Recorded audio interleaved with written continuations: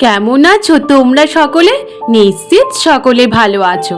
আজ তোমাদের জন্য আরো এক নতুন গল্প নিয়ে এসেছি। ভাগ্যিস গোপাল ছিল। শীতকালের সকালে রাজামশাই আর সভাসদ সকলে, এমনকি মন্ত্রী মশাই রোদ্দুরের মধ্যে হাঁটছিলেন।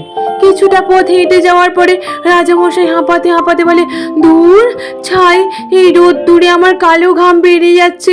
কেউ রোদ্দুরে হাঁটে? মন্ত্রীমশাই বলে, শীতের রোদ্দুর বলে কথা রাজামশাই, কতটাই আরাম লাগছে। রাজামশাই বলে, মরকট, তুমি চুপ করবে? আমার মোটেও ভালো লাগছে না এই রোদ্দুরে হাঁটতে। উফ, কি কষ্ট লাগছে। তারপর কিছুটা পথ এগিয়ে যাওয়ার পরে একটা গাছের ছাওয়া দেখে রাজামশাই গাছের তলায় বসে পড়েন। কিছুক্ষণের মধ্যে জোরে জোরে হাওয়াও শুরু হয়। রাজামশাই তখন বলে, এই কি রে বাবা, কি ঠান্ডা হাওয়া! উহ, ঠান্ডা সহ্য করতে পারছি না, একদম ভালো লাগছে না, কি ঠান্ডা রে বাবা। মন্ত্রী মশাই বলে, কি ব্যাপার? রাজামশাই রোদ্দুরে থাকতেও পছন্দ করছে না, আবার ছাওয়ায় থাকতেও পছন্দ করছে না, ব্যাপারটা কি হলো বুঝে উঠতে পারছি না। রাজামশাই কি চাইছেন? তারপর সকলে বাড়ি ফিরে যায়। ওদিকে গোপাল শীতের সকালে লেপ মুড়ি দিয়ে উঠানের মধ্যে শুয়ে রয়েছে। গিন্নি ওদিকে চিৎকার করে বলতে থাকে, কি গো, তুমি আরো কতক্ষণ শোবে? গোপাল বলে, আমি শুইনি গিন্নি, আমি জেগে রয়েছি। গোপালের গিন্নি বলে, জানি তো তুমি যে মটকা মেরে পড়ে থাকবে, তোমার আর কাজ কি আছে বলো তো, খাই আর শুই। গোপাল তখন উঠে পড়ে বলে, গিন্নি, উফ, তোমার জ্বালায় কোনোদিন আর একটু শান্তি করে শুতে পেলাম না। এই শীতের সকালে কোথায় একটু লেপ মুড়ি দিয়ে ঠান্ডার মধ্যে আর রোদ্দুরের মধ্যে শোবো, তাও তুমি শুতে দেবে না। বলে, এই জন্যই তো তোমার পেট গরম হয়ে যাচ্ছে এই রোদ্দুরে শুয়ে শুয়ে। গোপাল বলে, গিন্নি, তুমি কি করে জানলে আমার পেট গরম হয়ে যাচ্ছে? বলে, এই রোদ্দুরের মধ্যে শুয়ে থাকলে তোমার পেট গরম হবে না? তারপর গোপাল উঠে রাজসভায় যায়। রাজসভা শুরু হতেই রাজামশাই গালে হাত দিয়ে বসে রয়েছেন।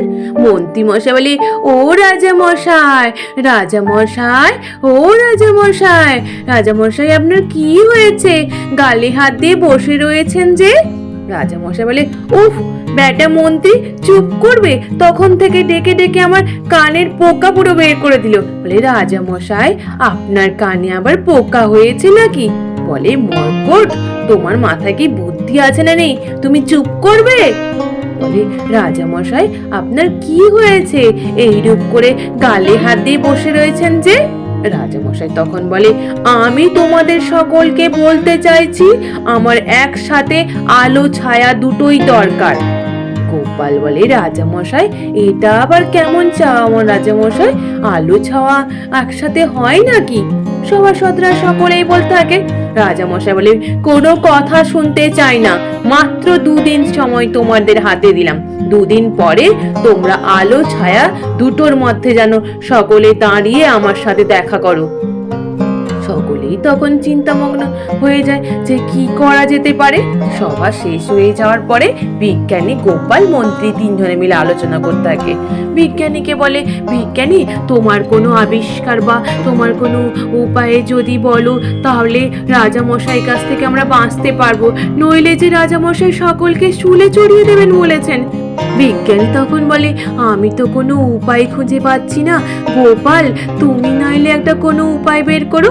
মন্ত্রী মশাই বলে, গোপাল, তুমি নইলে দেখো কোনো একটা উপায় বের করো, ওদিকে যে সময় ফুরিয়ে যাচ্ছে, মাত্র 2 দিন হাতে সময় রয়েছে। তারপর গোপালও বাড়ি ফিরে যায়। পরের দিন গোপাল গিন্নির সাথে বসে বসে লুডো খেলতেই আছে। ওদিকে বিজ্ঞানী চিন্তা করতে করতে গোপালের বাড়ি যায়।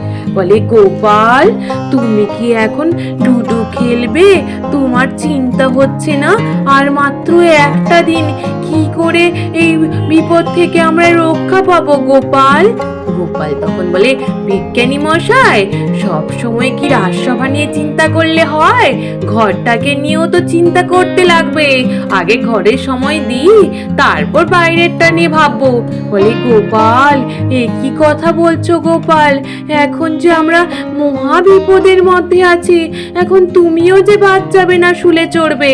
বলে বিজ্ঞানী মশাই, ও নিয়ে আমি চিন্তা করে নিয়েছি। আমার বানর সেনারা আছে না, ওদেরকে আমি সমস্ত ব্যবস্থা করতে বলে দিয়েছি। বলে গোপাল, তুমি বলতে আমার বুকে জল এলো গোপাল, মনে শান্তি এলো। বেশ বেশ গোপাল, তাহলে আমি চলে যাই। তারপর বিজ্ঞানী চলে যায়। ওদিকে গুলটে পুটি ন্যাপলারা গোপালের কথা মতো সব বাঁশ টাস কেটে কুটে সব নিয়ে এসে সুন্দর করে সাজানো শুরু করে দেয়। আর ও পরের দিন রাজসভার সকল সদস্যরা রাজসভার বাইরে দাঁড়িয়ে অপেক্ষা করতে থাকে গোপালের জন্য। ওদিকে রাজা মশাই এসে দেখবেন সকলে মিলে আলো ছায়ায় দাঁড়িয়ে আছে কিনা।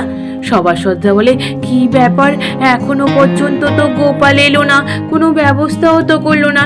ওদিকে যে রাজামশাই আসারও সময় হয়ে গেল, এখন আমাদেরকে যদি আলো ছায়ার মধ্যে না দাঁড়াতে দেখে তাহলে তো আমাদের সকলকে শুলে চড়াবে।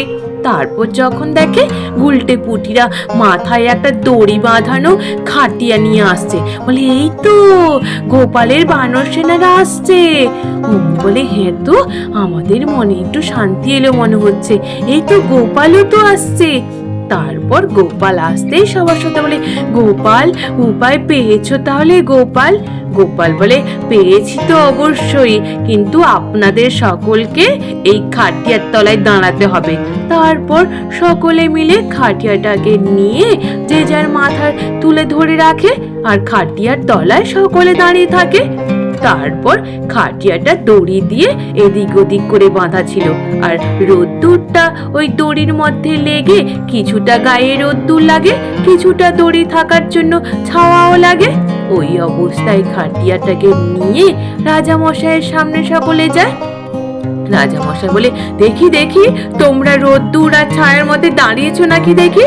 গোপাল বলে, এই যে দেখুন রাজামশাই, আপনি যেমনটা চেয়েছিলেন তেমনটাই। এই দেখুন, আমাদের গায়ে রোদ্দুরও লাগছে আবার ছাওয়াও লাগছে, রোদ্দুরের মধ্যেও আছি আবার ছাওয়ার মধ্যেও আছি। তাহলে আপনি খুশি তো রাজামশাই? বলে, হ্যাঁ হ্যাঁ তাই তো গোপাল, দেখি দেখি কাছে গিয়ে।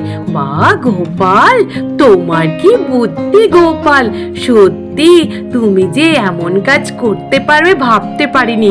সভাসদরা বলে, ভাগ্যিস গোপাল ছিল, নইলে যে আমাদেরকে শুলে চড়তে হতো।